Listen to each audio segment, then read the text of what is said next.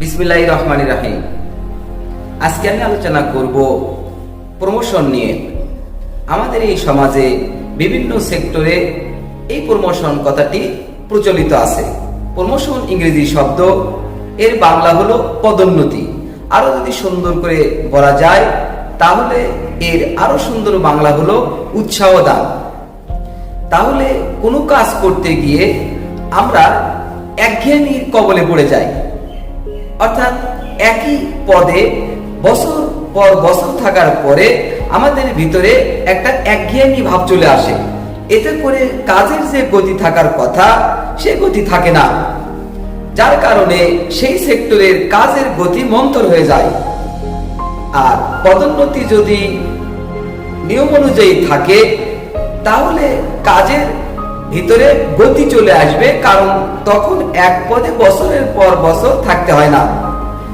এর অর্থ হলো যদি কেউ নিয়ম অনুযায়ী পদোন্নতি পায় তাহলে তাদের কাজের গতিটা অটোমেটিক্যালি বৃদ্ধি পাবে। প্রথমে টিচারদের নিয়ে বলি।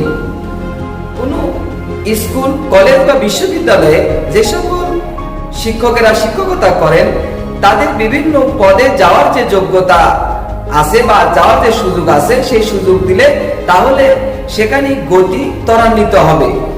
এতে করে শিক্ষকদের মধ্যে যে আলোচনাগুলো হবে তা গঠনমূলক হবে। কিন্তু যদি ওই প্রতিষ্ঠানের যিনি প্রধান তিনি যদি শিক্ষকদের এই পদোন্নতি বিভিন্ন ওসিলায় যদি না দিয়ে থাকে বা বিভিন্ন বাহানা দেয় তাহলে কিন্তু ওই সেক্টরে শিক্ষকদের মাঝে একটা ক্ষোভ তৈরি হবে এবং তখন ওই প্রতিষ্ঠানে সৃজনশীল চিন্তা ব্যতীত এই যে তাদেরকে প্রমোশন দেওয়া হলো না এই ব্যাপারে অনেক সমালোচনা হয় এবং এতে করে ওই প্রতিষ্ঠানের কাজের গতি হারায়। আমি দেখেছি আমার এই চোখের সামনে অনেক প্রতিষ্ঠানের অনেক প্রধানেরা বিভিন্ন ওসিলা করে তাদের অধীনস্থ কর্মচারী কর্মকর্তাদের প্রমোশন দেন না। কেন যে দেন না এর একটা কারণ হতে পারে যে তার মন মানসিকতা বেশি ভালো নয়। উনি হয়তো মনে করেন যে এদেরকে প্রমোশন দিলে আমার মান সম্মান বা আমার যে অধিকারটা ক্ষুণ্ণ হতে পারে, কিন্তু আসলে তা নয়।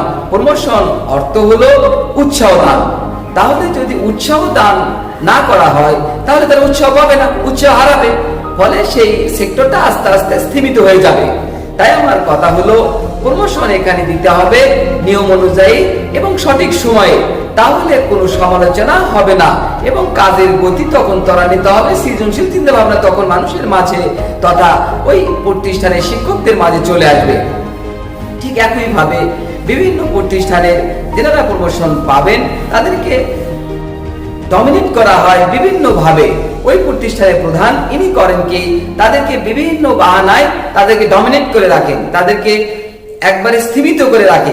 আমাদের এই সমাজে আমি দেখেছি অনেকে যারা পুরস্কার পান বিভিন্ন সেক্টরে, সেটা বিভিন্ন পুরস্কার হতে পারে, ওনারা যদি বসদের তেল দেয় তাহলে বসেরা তাদেরকে পুরস্কার দেয় বলে আমি মনে করি।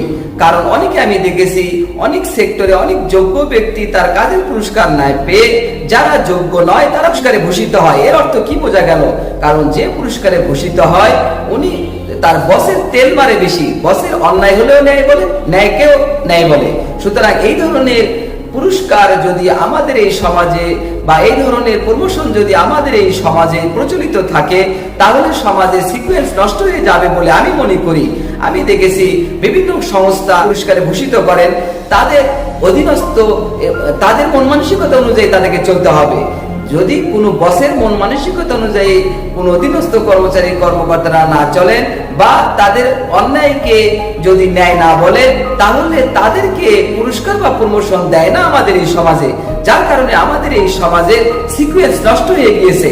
এজন্য আপনারা দেখবেন সব জায়গাতে লবিং কাজ করে, এইটা লবিং করে নিতে হবে, ওইটা লবিং করে নিতে হবে। কিন্তু আমাদের এই সমাজে কি হওয়া উচিত ছিল, যারা লিগাল এবং যারা সঠিক ওয়েতে চলে তাদেরকে উৎসাহ দান করা উচিত ছিল, কিন্তু তা না করে আমরা বিপরীত কাজ করছি, যার কারণে আমাদের এই সমাজ বিভিন্ন সেক্টরে কাজের গতি হারাচ্ছে।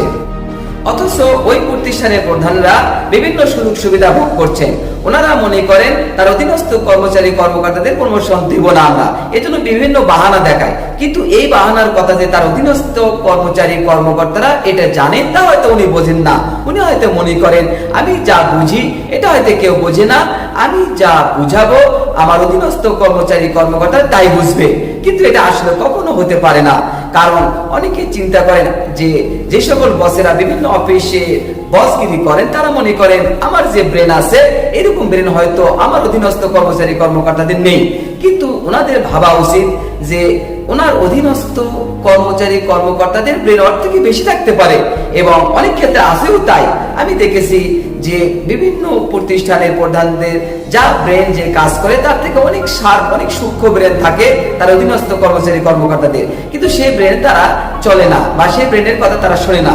কারণ তারা চিন্তা করেন যে যদি আমরা এটা শুনি তাহলে তার সম্মান এখানে ক্ষুণ্ণ হওয়ার সম্ভাবনা থাকে, বা তার এখানে নেতৃত্ব দেওয়ার যে একটা গাফিলতি এটা ফুটে উঠতে পারে। এজন্য উনি সাধারণত এগুলো তোয়াক্কা করেন না, এভাবে নিজের ইচ্ছা মতো প্রতিষ্ঠানকে পরিচালনা করেন, যার কারণে বিভিন্ন অধীনস্থ কর্মচারী কর্মকর্তারা খুবই একেবারে সৃজনশীল চিন্তা বাদ দিয়ে সমালোচনায় মুখরিত হয়ে ওঠে বিভিন্ন ভাবে, বিভিন্ন উপায়ে, বিভিন্ন কাজে।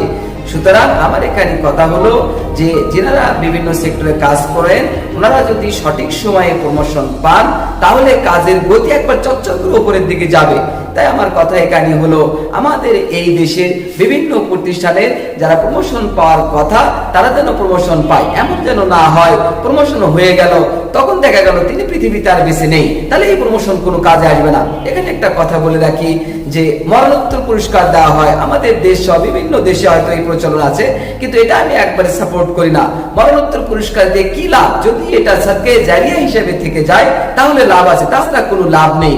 কারণ মরণোত্তর পুরস্কার নিয়ে কি হবে বলে, কারণ উনি পৃথিবী থেকে মারা গেলেন এবং উনি যা পাওয়ার যোগ্য ছিলেন তা সঠিক সময় দেওয়া হলো না। উনি মৃত্যুর পরে এই মরণোত্তর পুরস্কার ঘোষণা করা হলো ওনার নামে, তাহলে ওনার নামে যে মরণোত্তর পুরস্কার ঘোষণা করা হলো আমার যেটা মনে হয় সেটা ওনাকে পরোক্ষভাবে অপমান করা হলো। এবং আমি দেখেছি আমাদের এই সমাজে বিভিন্ন প্রতিষ্ঠানে যে সকল ব্যক্তিরা কাজ করেন ওনারা ওখানে থাকা অবস্থায় তার মূল্যায়ন সঠিকভাবে করা হয় না। যদি উনি ওখান থেকে অন্য জায়গায় ট্রান্সফার নিয়ে চলে যায় অথবা উনি পৃথিবী থেকে বিদায় নিয়ে চলে যায় তখন তার প্রশংসা একবারে পঞ্চমুখ হয়ে ওঠেন ওই প্রতিষ্ঠানের প্রধান সহ অনেকেই এবং তার সহকর্মী বৃন্দ এরকম করে থাকে। কিন্তু উনি থাকা অবস্থায় তার কিন্তু কখনো কোনো প্রশংসা বা তার কোনো কাজের মূল্যায়ন করা হয় না। এতে করে সহজে বোঝা যাচ্ছে যে সকল প্রতিষ্ঠানের প্রধানেরা আছেন ওনাদের মন মানসিকতা একটু সমস্যা আছে, যার কারণে এটা হয় বলে আমি মনে করি। সুতরাং আমাদের সমাজে এইগুলো আর হবে না বলে আমি বিশ্বাস করি। এই কথা এখানেই বলে আজকে পর্যন্ত সবাই ভালো থাকবেন, আবারও দেখা হবে, সে পর্যন্ত আল্লাহ হাফেজ।